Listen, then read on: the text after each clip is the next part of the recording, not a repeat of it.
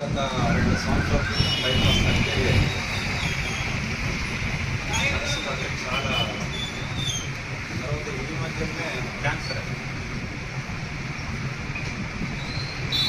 అయితే మామూలు వ్యక్తులైతే మనం ఇట్లా సభలు పెట్టి మాట్లాడుకోవాల్సిన అవసరం లేదు.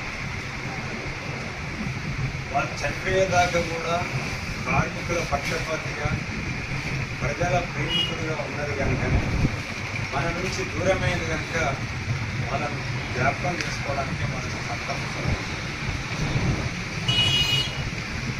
కామ్రేడ్ మునీర్ మందమరి వాసి ఆయన ప్రారంభంలో సింగరేణిలో పనిచేసేవాడు, రైడర్గా పనిచేసేవాడు. ఆ తర్వాత గోల్డెన్ యాక్సిడెంట్ తీసుకొని తిరిగి అక్కడ నుండి మంచిర్యాలకు వచ్చి మంచిర్యాలకు ఇల్లు కట్టుకొని మంచిర్యాలలో ఉంటున్నాడు భార్య పిల్లలు. మరి మున్నూరి విషయం కంటే ఆయన ప్రధానమైనటువంటి వర్క్ జర్నలిజం. జర్నలిజం అంటే పత్రికలలో వార్త రాయడం.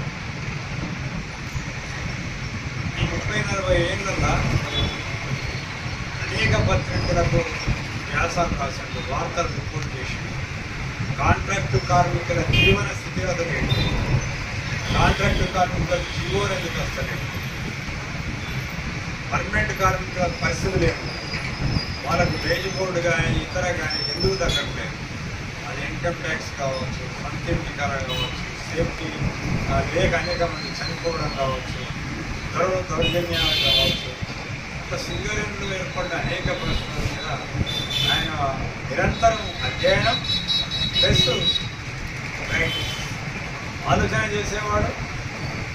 నైట్ అంతా రాసి మన తెల్లారి మన ముందు పేపర్ వస్తే పేపర్లో పోతుంది.